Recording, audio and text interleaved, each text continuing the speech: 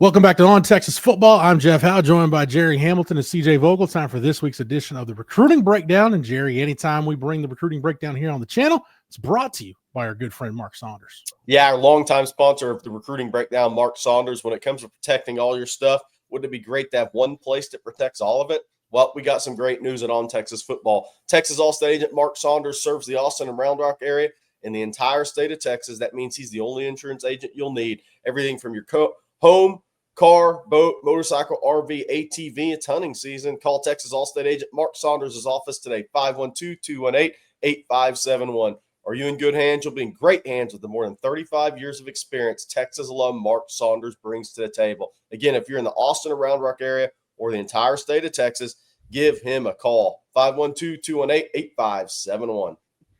All right, 2 verbal commitments brings Texas to 23 members in the class of 2026. CJ, let's start with Jet Walker. We talked a lot on the channel about the type of player he is, what he brings to the table.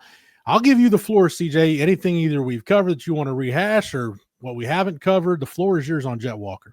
Yeah, I think this is a kid that's hungry to get to campus and start to work, right? You know, getting to talk with him a little bit in the last week. He said, look, I feel like I've been overlooked quite a bit by the recruiting services, by programs across the country.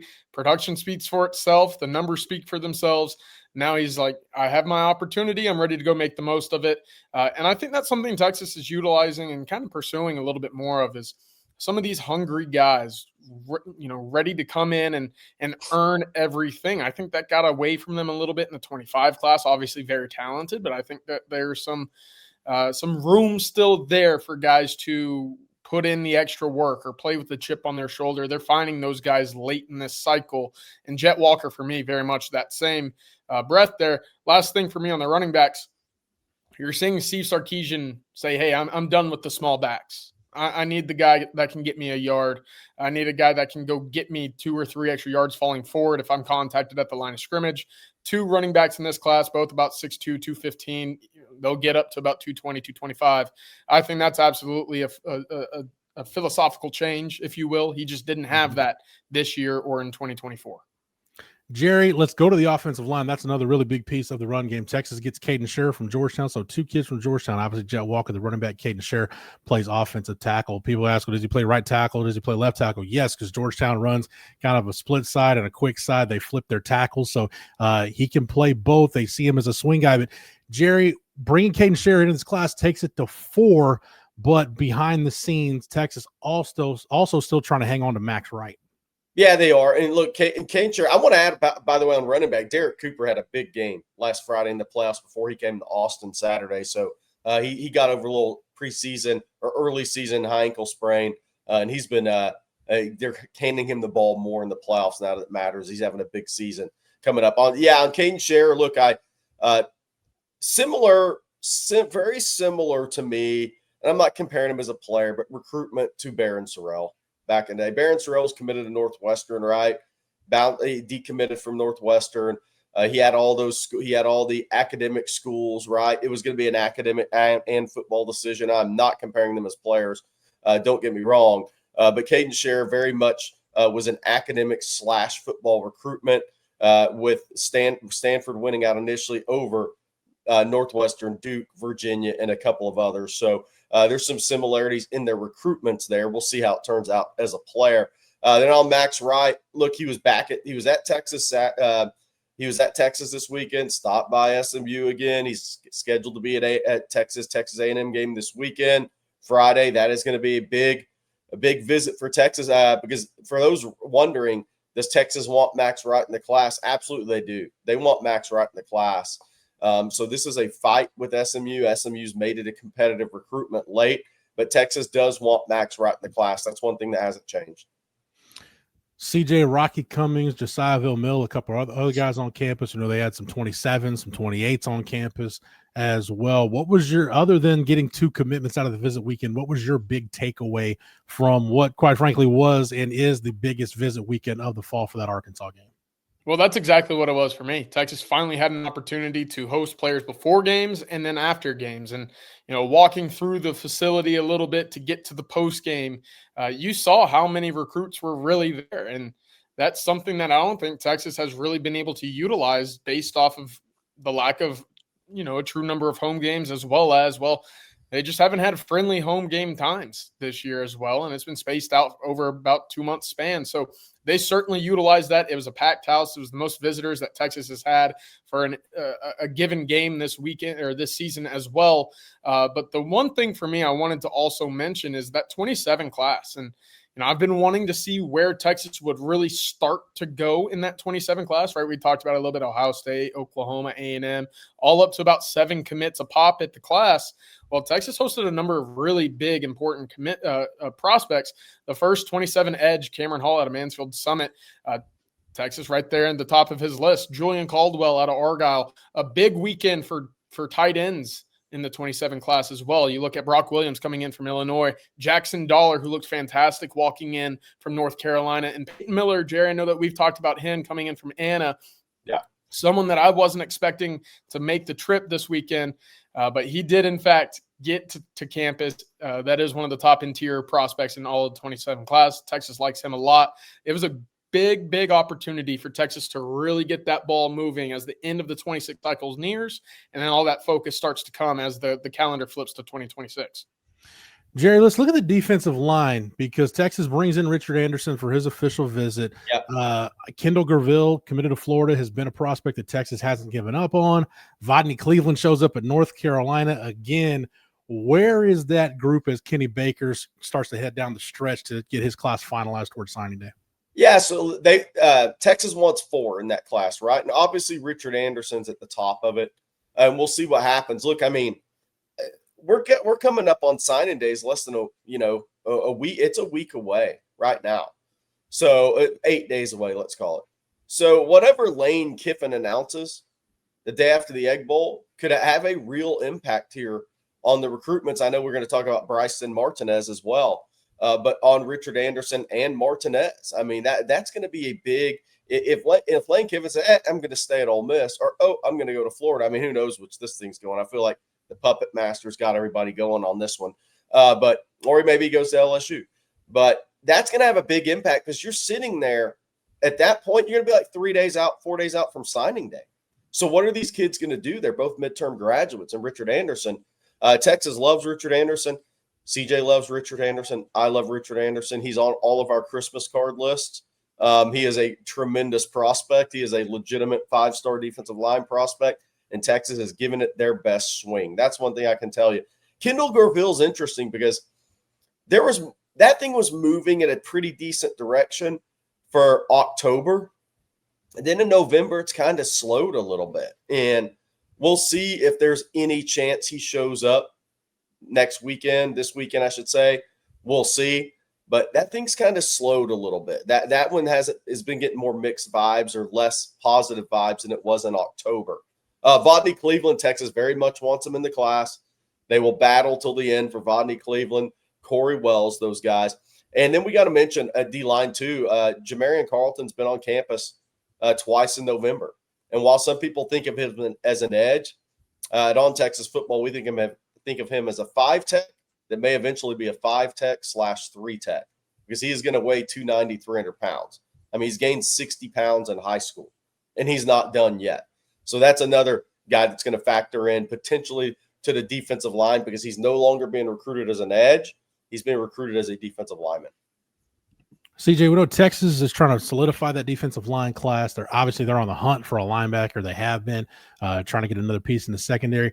Where do you think it's most imperative that Texas finishes strong on the defensive side of the ball in this 26 cycle?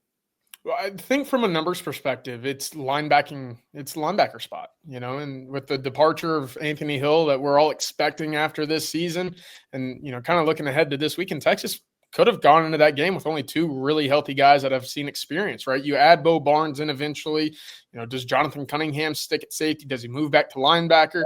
I know that you have some talented guys coming back in this 26 class with Tyler Atkinson, Kosi Okpala, but look, you got to solidify that spot from a numbers perspective. And I think, look, after seeing, Rocky Cummings in person, Jerry, I mean, that guy fits the bill of what I think Texas likes. A lengthy guy with a lot of size, and you watch the tape, you see the speed and the ability to get sideline to sideline. So, look, that's really where I have my position circled at the moment is Texas just got to get the numbers right at the linebacker spot. It's the running back of the defense. You could lose a guy at any given moment because of how physical that spot is. And moving forward, I'd like to see some more depth there rather than the 4 Texas has trotted out this year. Jerry, you with CJ on linebacker maybe being the top priority here down the stretch? Yeah, maybe defensive back too. We'll see on that. Like, I think Josiah Vilmel, what makes him an interesting prospect is speed. I mean, if you look at the Texas corner position, I mean, I think that's why there's a big push for Cade Phillips right now. Is I think they feel like they need speed. But I agree. Texas has 2 really good linebackers committed, although Kosi Okpala is more in that Trey Moore mold for me. Yeah, that's why I think Rocky Cummings is a big recruit for them because, yeah, I mean, CJ said it. That dude was impressive physically, just arriving for his official visit. I didn't expect most guys that are listed 6'4", 220, you say 6'3", 210. That was legitimate when he got out of the van. That was the vehicle. That was a legitimate height weight on that kid, and he's got good length, and he's probably going to be a 235, 240-pound kid. He's got really good size. Justin Wilcox knows what he's doing, recruiting defensive players on the West Coast. Defensive back, yeah, Josiah Vilmel, who I think is a Texas lean. He was going out the Cal, but obviously that didn't happen because Justin Wilcox was let go Sunday. He's going to Kansas State this weekend. Then he'll have a decision there. We'll see if Teray Davis makes it on campus before signing day or not. So I think linebacker and DB are both going to be big at the end of this class because I think Texas would love to get at least 1, if not 2 defensive backs. They would love to get a 3rd linebacker so they don't have to quite do as much work in the portal. Jerry, I'm glad you said that. We'll hit that on the other side. But before we do that, one more time, Jerry, let everybody know why they need to go get in touch with our good friend Mark Saunders for their insurance needs. Yeah, because he can cover everything from your home, car, boat to your motorcycle, RV, and ATV. That's the guy to call. Texas All-State agent Mark Saunders. Call him today, 512-218-8571. If you're in the Austin or Round Rock area or the entire state of Texas, give Texas alum Mark Saunders a call, 512-218-8571. CJ, Jerry mentioned the portal. Let's go there. Has anything Texas has done or where things are trending, has it changed your outlook on the portal? And where are you on the portal right now in terms of where you think Texas needs to attack? Yeah, I actually think so. And I wrote about this a little bit on Texas Football this morning. And, I saw some scuttlebutt, maybe some discussion about who Texas is adding to the class saying, hey, well, where are the 4, the 5s? Where are the true super blue chippers? And to my point, hey, if you're finding quality talent and quality, projections to what guys could add to your program, I think you're doing so at a value right now with a number of the guys that Texas are bringing in currently. And, they're not breaking the bank, and I don't think they will moving forward unless it's a Richard Anderson or someone along the lines like that, right? But for me, it's a lot of financial outlook towards what's coming in January.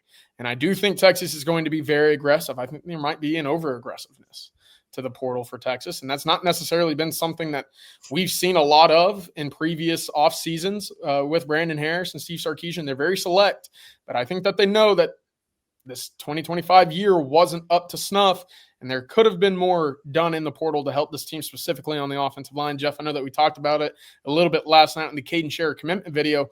My first 3 moves in the portal are offensive line, and offensive line. I just figure it out, because whether or not those 3 guys end up starting for you, at least you have options. And that's something that Texas, quite frankly, didn't give themselves the luxury of last year, was getting an offensive lineman out of the portal in case the guys that you have homegrown and that you've developed over the years don't pan out or get injured. You just didn't have that insurance spot. So that's where I start, and then I start looking elsewhere. Jerry, does a guy like Briston Martinez change your outlook on portal for offensive line, and just where are you on the portal overall right now? Yeah, I think guard at portal is for me on offensive line. It's guard. I think Texas is good at tackle. Look, if you can get Briston Martinez, I think that's a huge win. I'll also throw a nugget out there. Texas has not backed off Malachi Lee. They're still going after Malachi Lee as hard as possible. I think the hope is to flip one of those 2 guys, right? Both of those guys are tackle prospects. So, and I'm not saying they are, but that's the hope, right? But so I'll definitely guard in the portal, because you also have to wait to see who's leaving this program. Right. That's the thing that is kind of an unknown. We think we may know a little bit, but who's leaving this program to maybe go find greener NIL pastures and start somewhere, because that's what's going to happen with rev share. It's going to be difficult to keep your backup guys, as many of your backup guys, because they're going to be able to go start somewhere and get paid a little NIL coin to do it versus continuing to sit. I think that's what these mid Power 4 schools are going to attack. They're going to attack your power programs on the offensive line because that is the toughest position to recruit. I mean, look, if you're South Carolina, aren't you just looking for any backups at a Georgia or a Texas or anywhere like that and say, hey, man, come over here. We need some help. So that's kind of where I think we're going with the portal on the offensive line.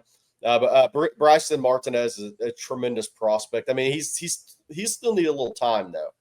But he is a 307-pounder that moves unbelievably well. But he's a midterm graduate, as is Malachi Lee. But Texas still going after Malachi Lee. I want to throw that one out there. CJ, start with you. Any final thoughts, just anything that's top of mind for you recruiting related as we wrap this up? Yeah, I like this class a lot. It's going to be a top 5 class for Texas. They're going to finish strong. They always do. It's just going to be really interesting to see how they balance, what they want to spend in this class versus what's coming in the portal, as well as, which spots in the portal do they really start to hone in on.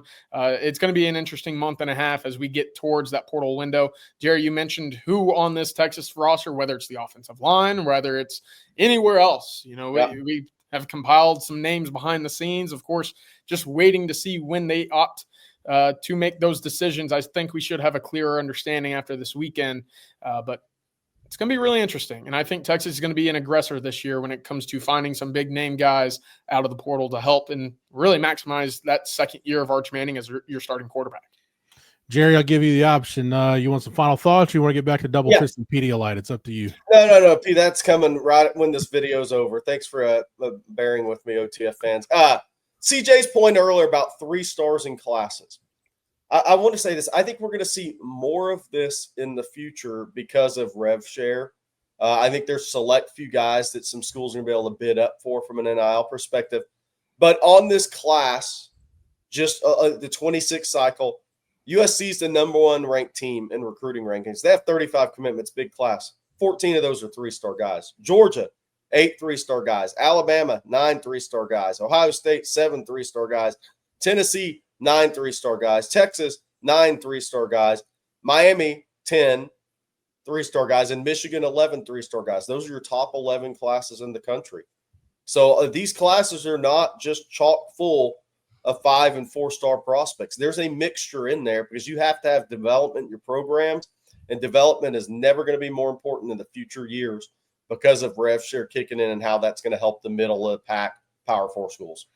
All right, good stuff, guys. CJ, Jerry, thank you guys for the knowledge and expertise as always. Thank you to Matthew behind the scenes for producing it. Thank you to our good friend Mark Saunders for sponsoring it. If you're not a member over at ontexasfootball.com, it's all right. You can get over to the site right now and sign up using the promo code OTFOG. That'll get you 1 year of access at ontexasfootball.com for just $39.95.